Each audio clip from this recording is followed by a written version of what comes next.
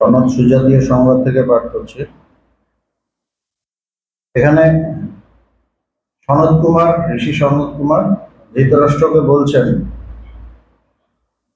যে আত্মজ্ঞের শোক হয় না।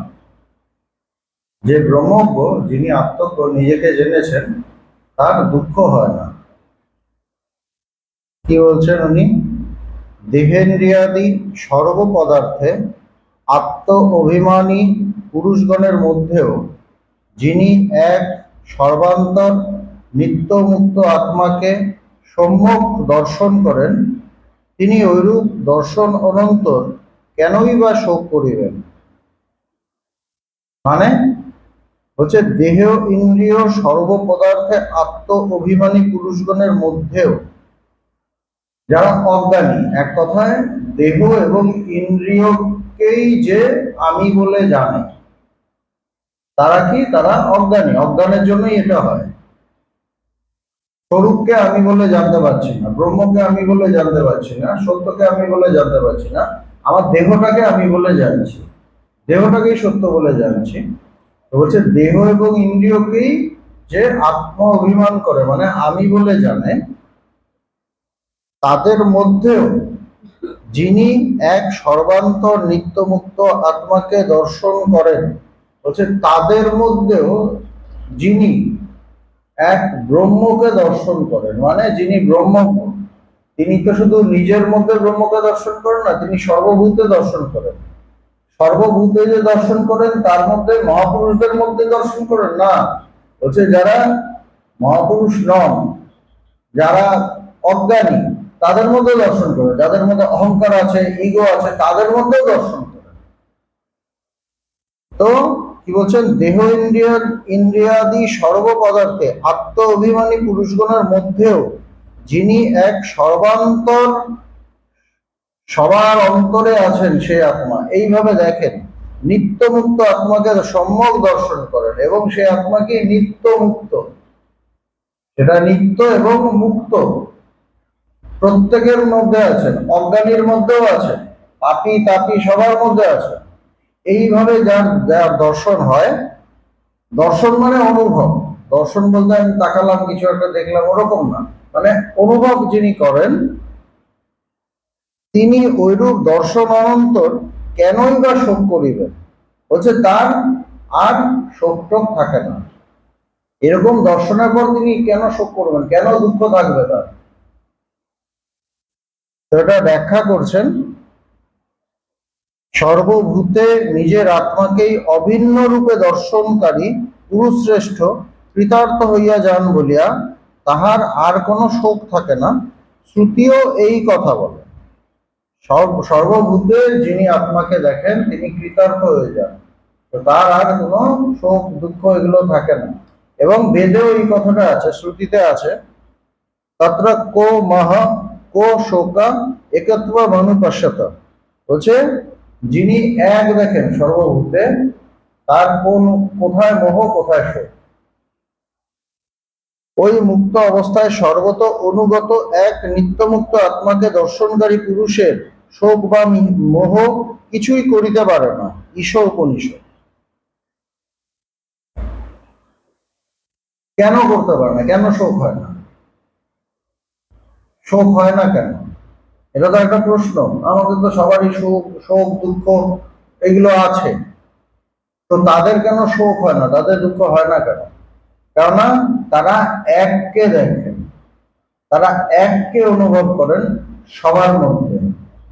এবং যখন আমি এককে অনুভব করব, তখন মানে শোকটা কেন হয়? কিছু হারানোর জন্য, কিছু না পেলে শোক হয়। যখন আমি এককে অনুভব করব, তখন তো আমার কিছু হারানোর নেই, তখন তো আমি সব পেয়ে গেছি। একের মধ্যেই তো সব, তখন তো দ্বিতীয় কিছু দেখছি না, এবং এই এককে আমি হিসেবে দেখছি, এই এককে প্রত্যেকের মধ্যে দেখছি। সুতরাং আমি তো তখন পূর্ণ হয়ে যাচ্ছি, আমার তো কোনো দুঃখ থাকার কথা না, তাই না? যুক্তি কি বলে? শোক কখন হয়, আমার দুঃখ কখন হয়? এটা চাইলাম, এটা চাইলাম, ওটা পেলাম না। এটার জন্য কল্পনা করেছিলাম এটা পাবো, ওটা পেলাম না, এটার জন্য চেষ্টা করলাম, ওটা আমার দ্বারা হলো না। কিছু না পাওয়াতেই তো আমাদের শোক হয়, দুঃখ হয়। কিন্তু যেখানে আমি এককে পেয়ে যাচ্ছি এবং সবার মধ্যে তাকে দেখছি, তখন তো আমি সবকিছু পেয়ে যাচ্ছি। তখন তো আমি সবকিছু পেয়ে যাচ্ছি, এমন কোনো আলাদা বস্তু থাকছে না যেটা আমি নই, যেটা আমি পাইনি। তখন তো সব একাকার। তো যখন সব একাকার, তখন দুঃখ কোথায়? যখন আমি কিছু পাইনি, আমার কিছু অভাব আছে, ওইটা পাইনি, তখন আমার দুঃখ। এখানে দুঃখের কোনো প্রশ্নই ওঠে না। ওই মুক্ত অবস্থায় সর্বত্র অনুগত, সবার মধ্যে যিনি আছেন সর্বত্র অনুগত, এক নিত্য মুক্ত আত্মাকে দর্শনকারী। নিত্য মুক্ত আত্মা, সবার মধ্যে সেই আত্মা আছেন এবং তিনি কি, তার স্বরূপ কি, তিনি নিত্য মুক্ত। দর্শনকারী পুরুষের শোক বা মোহ কিছুই করিতে পারে না, ঈশ উপনিষদ। এবার কাকে বলছেন এগুলো? সবকিছু তো কারণ আছে।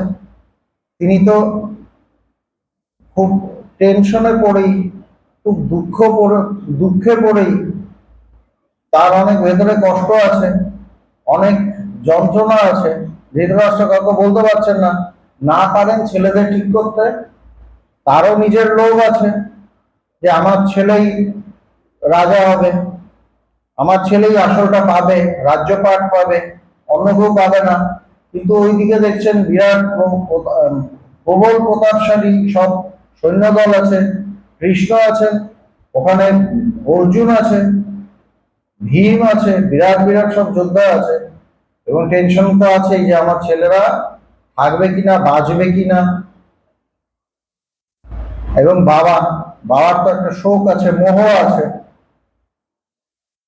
সেই ভয়ে ভীত হয়ে তিনি এই আধ্যাত্মিক কথা শুনতে চেয়েছিলেন, এই জ্ঞানের কথা তিনি শুনতে চেয়েছিলেন। এবং বিদুরকে বলেছিলেন, বিদুর তাকে ডাকেন। বিদুরের গুরু ছিলেন এই সনত কুমার। বিদুর তখন সনত কুমারকে বলেন যে আপনি ওনাকে বলুন, দাদাকে বলুন, প্রার্থনা করেন এবং সনত কুমার রাজি হন। এইভাবে কথা শুরু হয়, আধ্যাত্মিক কথা। তো একজন মৃত্যু ভয়ে ভীত এবং মোহে কাতর, ছেলের মোহে কাতর, সেরকম এক বাবাকে একজন জ্ঞানী পুরুষ জ্ঞানের কথা শোনাচ্ছে। এবং এখানে কি আছে, তত্র কো কো মোহ কো শোক, বলছে সেখানে কোথায় মোহ কোথায় শোক, এই দুটো নিয়েই তার সমস্যা। একদিকে তার মোহ, আরেকদিকে তার শোক, যদি আমার ছেলে মারা যায়। শোকটা তিনি আগের থেকেই পাচ্ছেন, তার মনে হচ্ছে যে হয়তো বাঁচবে না। আর এই এই যে যুদ্ধ, এটা তো রক্তক্ষয়ী যুদ্ধ, প্রাণ না গেলে এই যুদ্ধ শেষ হবে না, প্রাণ গেলে তখনই যুদ্ধ শেষ হবে, বিরোধী পক্ষ বাঁচবে না। এটা এই ধরনের যুদ্ধ।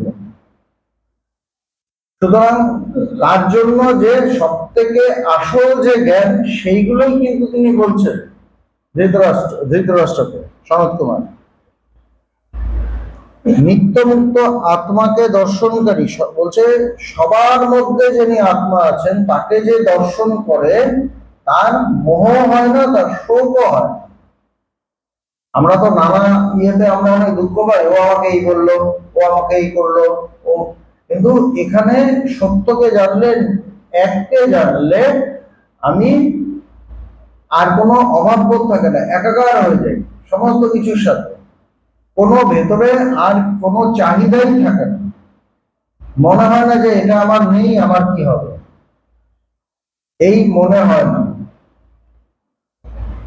তো হচ্ছে সবার মধ্যে তিনি আছেন, তাকে দেখলে আর দুঃখ আর শোক কিছু করতে পারে না।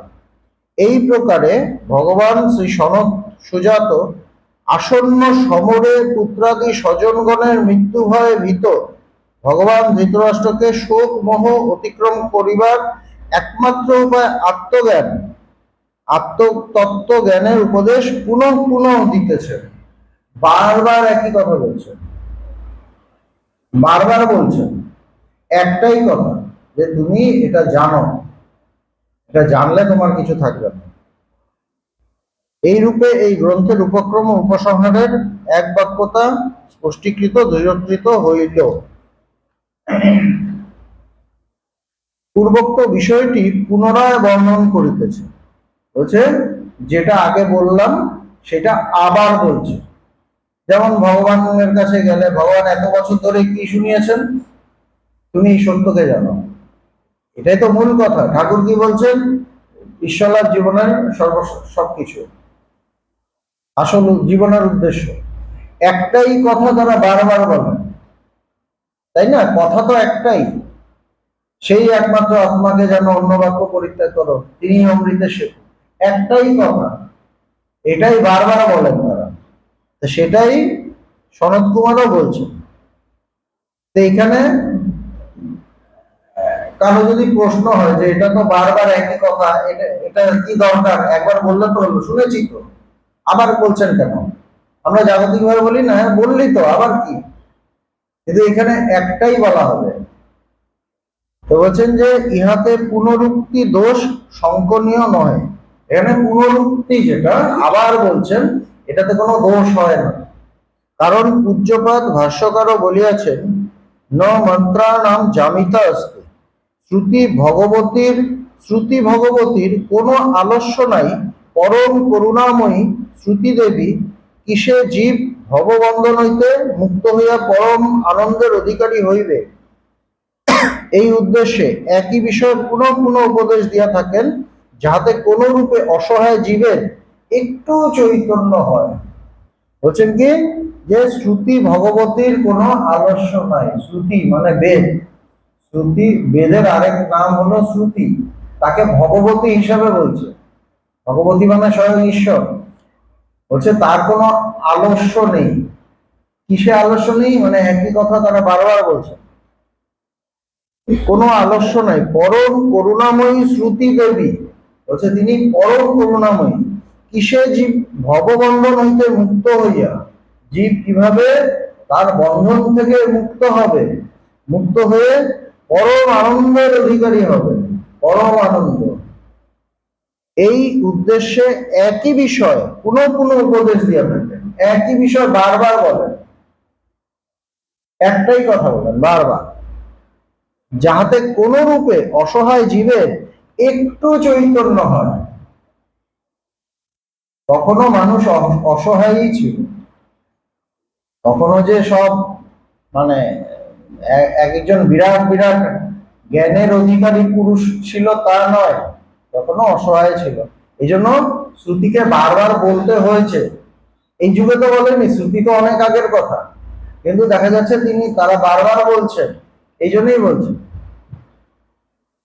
লোকেও দেখা যায় যে পুত্র হিতৈষণী মাতা অবোধ শিশুপুত্রকে পুনঃ পুনঃ একই বিষয়ে সাবধান করিয়া দিতেছে।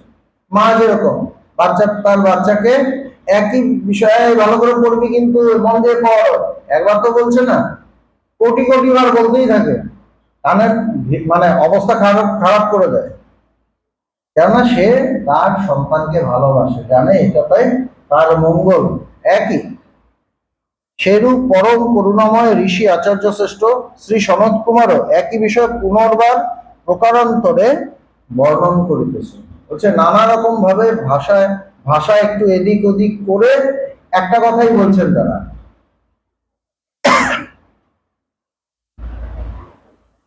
বৃহৎ জলাশয়ে পরিতৃপ্ত পুরুষের আর যেমন ক্ষুদ্র কূপের কোনো প্রয়োজন থাকে না, সেই প্রকার যিনি সর্বভূতে নিজ আত্মাকেই দেখিতে পান, তাহার আর কোনো নশ্বর বস্তুর প্রয়োজন বোধ হয় না। সুন্দর কথা বলছে, বৃহৎ জলাশয়ে পরিতৃপ্ত পুরুষে একটা মানুষ খুব মানে তেষ্টা ছিল, তার তেষ্টা, ভীষণ তেষ্টা, জল তেষ্টা পেয়েছে।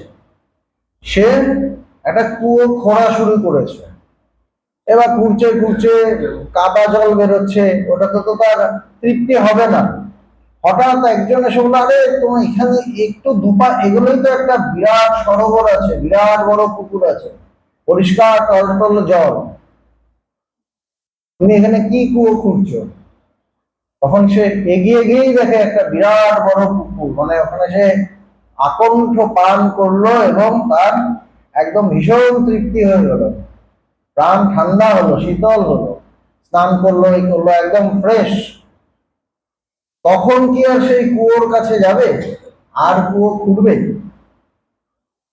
যখন ওটা পেয়ে গেল তখন আর তার কুয়োর দরকার হবে না। সেরকম ভাবেই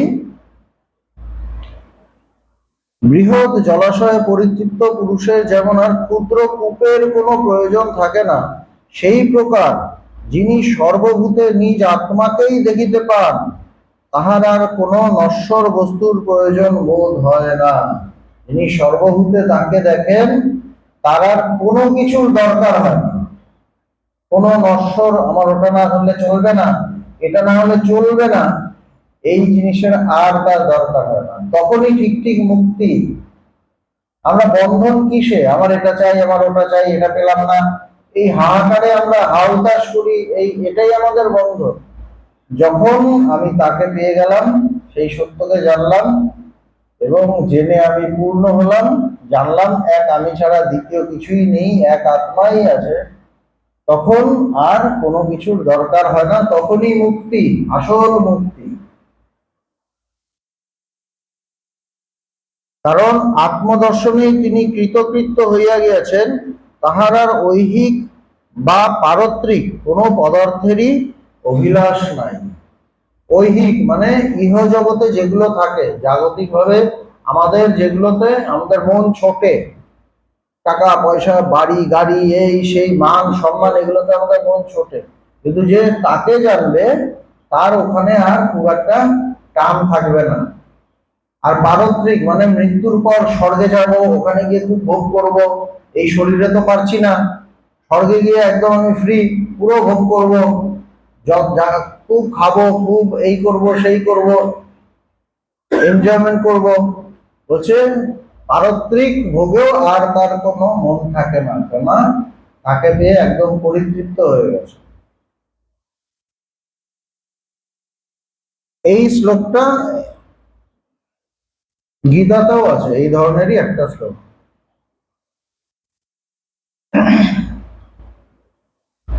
ভগবান শ্রী সনত কুমার মহারাজ ধৃতরাষ্ট্রকে যে শোক মোহ মৃত্যু আদির অতীত আত্মতত্ত্ব বিষয়ে উপদেশ দিয়াছেন, তাহা যে তাহার নিজের অনুভূত তত্ত্ব, কেবল বাগাড়ম্বর মাত্র নহে, এবং অপরেও ওই অবস্থা লাভ করিয়া কৃতকৃত্য হইতে পারে, ইহাই স্ব অনুভব বর্ণন ছলে অনুপম ভাষায় স্বীয় সর্বাত্মত্ব ভাব ঋষি শ্রেষ্ঠ প্রকাশ করিতেছেন। বলছেন কি, তিনি ধৃতরাষ্ট্রকে কি থেকে মুক্ত করতে চাইছেন? তার শোক, তার মোহ এবং মৃত্যু ভয়, এগুলো থেকে তাকে তুলতে চাইছেন। অজ্ঞান আদির অতীত আত্মতত্ত্ব বিষয়ে উপদেশ দিয়েছেন, এবং সেটার জন্য তাকে এই সমস্ত কিছুর যে অতীত, এর পরে যা থাকে সে আত্মতত্ত্বের উপদেশ দিচ্ছেন। এবং এইটা তিনি কোনো বই পড়ে জানেননি, এটা তার অনুভূত তত্ত্ব, এটা তিনি অনুভব করেছেন। এটা বড় বড় কথা বলার জন্য আমরা অনেক কিছু কথা বলি না, সেরকম নয়, এটা তিনি অনুভব করেছেন, অনুভূত। কেবল বাগাড়ম্বর মাত্র নহে, এবং অপরেও ওই অবস্থা লাভ করিয়া কৃতকৃত্য হইতে পারে। আরেকটা কি, তাদের বিউটি, এই যারা এই আত্মজ্ঞান লাভ করে তাদের বিউটি কি, তাদের সৌন্দর্য কোথায়?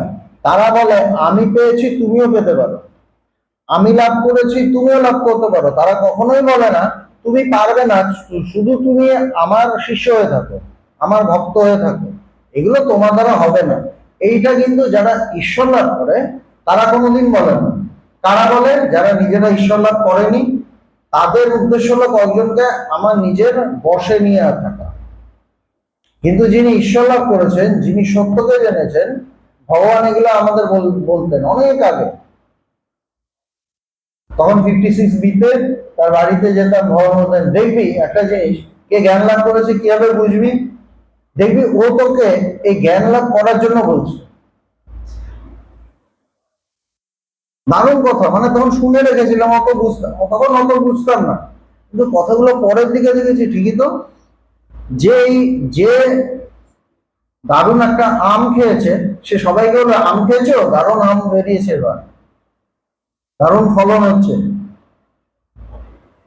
কেননা সে নিজে শুধু খেয়ে তৃপ্ত হতে চায় না, সে সবাইকে তৃপ্ত করতে চায়। ভগবান পাগলের মতো বেদান্ত বললেন মানুষকে, কেন বললেন? কি দরকার ছিল? কেন? তিনি স্বাদ পেয়েছেন, তিনি পারছেন না মানুষকে না বলে। তার মানে হচ্ছে যে না বললে তো আমি যেন অপূর্ণ হয়ে যাচ্ছি। স্বামীজি বলছেন যতদিন একটা কুকুরও অভুক্ত থাকবে আমি আবার আসবো। এটা মানেটা কি? মানেটা হলো যে যতক্ষণ ওর না হচ্ছে আমারও যেন কষ্ট হচ্ছে। সুতরাং তারা বসে থাকতে পারে না, তারা মানুষকে বলতে থাকেন। ভগবানকে আমরা দেখেছি মুখে রক্ত তুলে মানুষকে ঈশ্বরীয় কথা বলছে, সারাদিন ধরে ঘন্টার পর ঘন্টা বলছে। এখানে সনত কুমারও ওইভাবে বলছেন। কেননা ধৃতরাষ্ট্র তো কোনো অধিকারী নন, কোনো অধিকারী নন, এবং তার হাজার রকম মৃত্যু হওয়ার মোহ সব কিছু আছে। এরকম এরকম ভাবে তো জেনারেলি জ্ঞানের উপদেশ দেন না গুরুরা। তারা বলেন সব ত্যাগ করে আসো, সন্ন্যাস নাও, আগে ধ্যান ধারণা করো, অনেক ধ্যান ধারণা করো, এইসব করে টোরে তারপর তাকে বেদান্তের উপদেশ দেন। কিন্তু এখানে একদম জগতের মানে চরম জায়গা, একদম নোংরা জগৎ থেকে উঠে আসা একজন মানুষ। সেই মানুষটাও যে খুব একদম পরিষ্কার ক্লিন তাও না। ধৃতরাষ্ট্রকে কেউ একজন খুব ভালো মানুষ বিদুরের মতো বলবে না, কিন্তু তাকে তিনি বলছেন এই আধ্যাত্মিক কথা, চরম চরম জ্ঞানের কথা উপদেশ দিচ্ছেন। তো বলছেন যে এগুলো কেবল কথার কথা নয়, এবং অপরেও ওই অবস্থা লাভ করিয়া কৃতকৃত্য হইতে পারে, ইহাই বলছে আরেকজনের এটা হতে পারে। ধৃতরাষ্ট্রকে বলছেন কেন? বলছেন এই জন্য তিনি ভাবছেন যে ও পারবে, আমি পেরেছি, ও পারবে। ভগবানের এরকম একটা ঘটনা হয়েছিল না তার গুরুদেবের আশ্রমে। গুরুদেব পবিত্রানন্দজি বেদান্ত বলছেন, তাই একজন গৃহস্থ মানুষ বসেছিলেন, ভগবান গিয়েছিলেন। গৃহস্থ সেই মানুষটা বলছেন যে আপনি যে আমাদের এত দারুণ দারুণ কথা বলছেন, কথাগুলো তো খুব ভালো, কিন্তু আমরা তো গৃহস্থ মানুষ, আমরা কি এই জ্ঞান লাভ করতে পারবো? আমাদের দ্বারা কি হবে? তো পবিত্রানন্দজি কিছু বলার আগেই ভগবান বলে দিয়েছেন যে উনি হবে, হতে পারে জেনেই তো উনি বলছেন, নাহলে কি উনি আমাদের লাভ দিচ্ছেন? এই যে ব্যাপারটা তাদের ভেতরে সবসময়ই থাকে, আমি পেরেছি তুমিও পারবে, পজিটিভ, নো নেগেটিভ। তাদের মধ্যে কোনো নেগেটিভিটি থাকে না, নেতিবাচক কিছু থাকে না। স্বামী স্বামী বিবেকানন্দের মধ্যে নেতিবাচক কিছু ছিল না, ঠাকুরের মধ্যেও ছিল না, ভগবানের মধ্যেও ছিল না।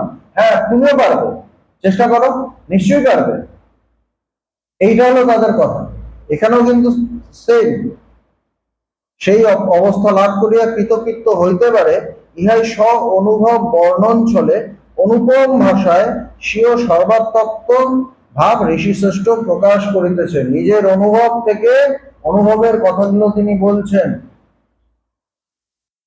হে মহারাজ ধৃতরাষ্ট্র, আরেকটা দারুণ কথা এখানে, আমি তোমাদের পিতা মাতা, আমি তোমাদের পুত্র, যাহা কিছু নাই এবং যাহা কিছু আছে সে সকলেরই আত্মা আমি। কি বলছেন? আমি তোমাদের পিতা, মাতা মানে মা, এবং পুত্র মানে কেন তিনি তো সর্বভূতে সব। সুতরাং তোমার যে মা সেটাও আমি, তোমার যে পিতা সেটাও আমি, তোমার যে পুত্র সেটাও আমি। কবিতানন্দজি ভগবানকে একটা চিঠিতে কিন্তু লিখছেন তোমার পিতা মাতা ও পুত্র। দেখবেন একটা চিঠিতেই আছে, পুত্র কথাটা একটা চিঠিতেই আছে। তো এটা আমি আরেক অ্যাঙ্গেল দিয়ে ব্যাখ্যা করেছিলাম, এটা আরেকটা অ্যাঙ্গেল, যে সবই যখন আমি, তখন তোমার মাও আমি, বাবাও আমি, বন্ধুও আমি, সবকিছু আমি, তোমার পুত্রও আমি। তমেব মাতা চ পিতা তমেব তমেব বন্ধুশ্চ সখা তমেব, বলছে না সবকিছু আমি। আমি তোমাদের পিতা মাতা ও তোমাদের পুত্র, যাহা কিছু নাই এবং যাহা কিছু আছে সে সকলেরই আত্মা আমি। যাহা কিছু নাই মানে নাই কোনগুলো? যেটা অতীতে ছিল এখন নেই, বা এখন নেই ভবিষ্যতে আসতে পারে, এটা হলো নাই।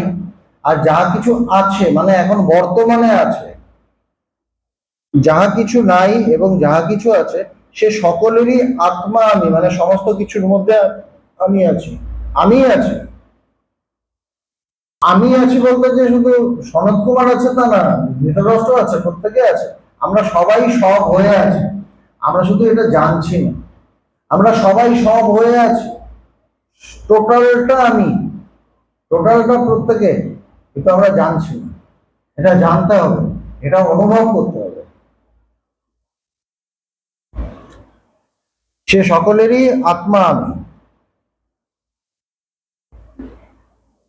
হে ভারত, আমি বৃদ্ধ পিতামহ, আমি পিতা, আমি পুত্র, তোমরা আমার আমাতে অবস্থিত। পুনঃ পরমার্থত আমার স্বরূপে অবস্থিত নহ, আমিও তোমাদের মধ্যে স্থিত নহি। কথাগুলো হেয়ালি, একটু হেয়ালিপূর্ণ। কি বলছেন? হে ভারত, আমি বৃদ্ধ পিতামহ। তখন তো তিনি বৃদ্ধ ছিলেন না, তিনি বলছে আমি বৃদ্ধ পিতামহ মানে দাদু। আমি পিতা, আমি বাবা, আমি পুত্র,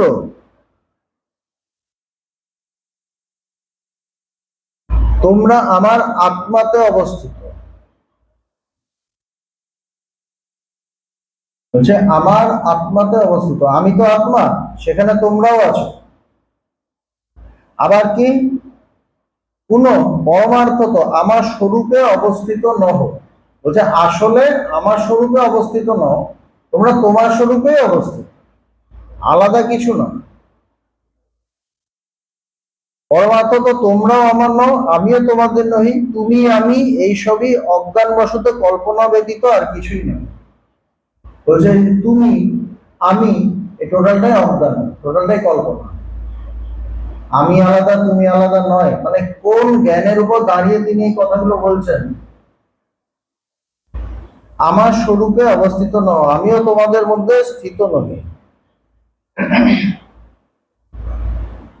জ্ঞান সহায়ে অজ্ঞান বিদরিত হইলে এক অদ্বৈত আত্মাই অবশেষ থাকে। যখন জ্ঞান হয় তখন এক আত্মাই থাকে, আর কিছু থাকে না, দ্বিতীয় কিছু থাকে না। গীতাতেও ভগবান শ্রীকৃষ্ণ একথাই বলিয়াছে, মৎস্থানি সর্বভূতানি। হচ্ছে আমার মধ্যেই সমস্ত ভূত, এই পঞ্চভূত যা কিছু সব আমার মধ্যে, আমিও তোমাদের মধ্যে স্থিত নই। এই হলো চরম জ্ঞান, চরম জ্ঞানের কথা। এবং এইটাই হলো সমাধান। জীবনে ভালো থাকতে গেলে এই দুঃখ শোক মোহ আজ আমার নেই, আমি ভাবছি আমি তো ভালোই আছি, কিন্তু ভগবান বলছে না ऐसा দিন নেই रहेगा। আজকে তুমি দাদা আছো, কালকে ঠাকুর দাদা হয়ে যাবে, তাই না? রিসেন্ট আমরাও তো দেখছি চারপাশে দাদারা ঠাকুর দাদা হয়ে যাচ্ছে। এটাই জগৎ, পরিবর্তনশীল জগৎ। সুতরাং এখানে আমাকে আসল মুক্তির উপায়টা খুঁজে বার করতে হবে এবং মুক্ত হতে হবে। সেটা কি হওয়া যায় না? অবশ্যই হওয়া যায়। না হলে ধৃতরাষ্ট্রকে সনত কুমার অত কষ্ট করে জ্ঞানের উপদেশ দিতেন না। তিনি কি জানেন না ধৃতরাষ্ট্র কি ধরনের মানুষ? কিন্তু তিনি তাকে জ্ঞানের উপদেশ দিচ্ছেন। এবং ভগবানকে আমরা কি দেখেছি, তার কাছে পাপি তাপি সব ধরনের লোক গেছে, ভালো উল্টোপাল্টা সব ধরনের, সবাই তার কাছে স্থান পেয়েছে। কেন? তিনি তো পাপি তাপি ওইভাবে দেখছেন না, তিনি দেখছেন যে ও ব্রহ্ম, আমিও যা তুমিও তাই। এটাই তার বিউটি, এটাই আমাদের ভারতীয় আধ্যাত্মিকতা, এটাই অদ্বৈতবাদ এবং এটাই সমাধান। কিন্তু এটা অনুভব করতে হবে। অনুভব হওয়া এক জিনিস আর না হওয়া আরেক জিনিস। শুনলাম ভাল লাগলো সেটা এক জিনিস, আর একদম ডুবে গেলাম ওখানে ওটা আরেক জিনিস। এবং তার জন্য লালায়িত হতে হবে, তার জন্য পাগল হতে হবে, তার জন্য ছটফট করতে হবে, তার জন্য কাঁদতে হবে। তখন তার কৃপা হবে এবং তিনি প্রকাশ করবেন।